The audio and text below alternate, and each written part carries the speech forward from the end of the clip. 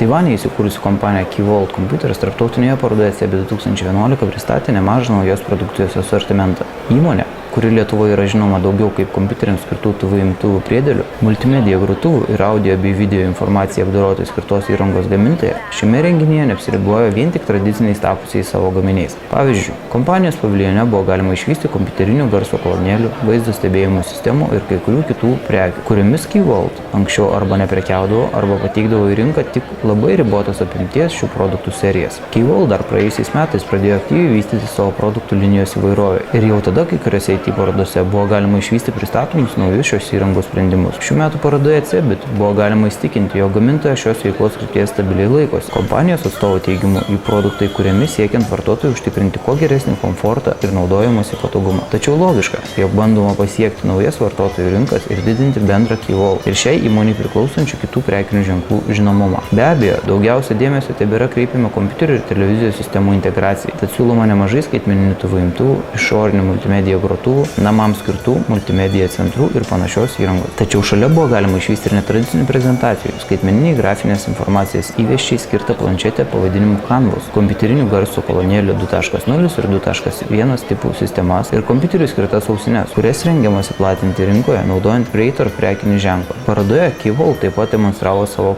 gaminamus patalpų apsaugai skirtus video stebėjimo sistemos sprendimus, mobiliasias ir kompiuterinės vaizdo įrašymo sistemas, CCTV ir IP kameras ir papildomų šios įrangos aksesuarus, jungiamuosius kabelius, jungtis, komutatorius, vaizdo stebėjimo sistemoms valdyti skirtą programinę įrangą ir panašius gaminius. Kompanija vaizdo stebėjimo sistemas ir kitus apsaugos sistemų sprendimus pristato naudodama prekinį ženklą KeyGuard.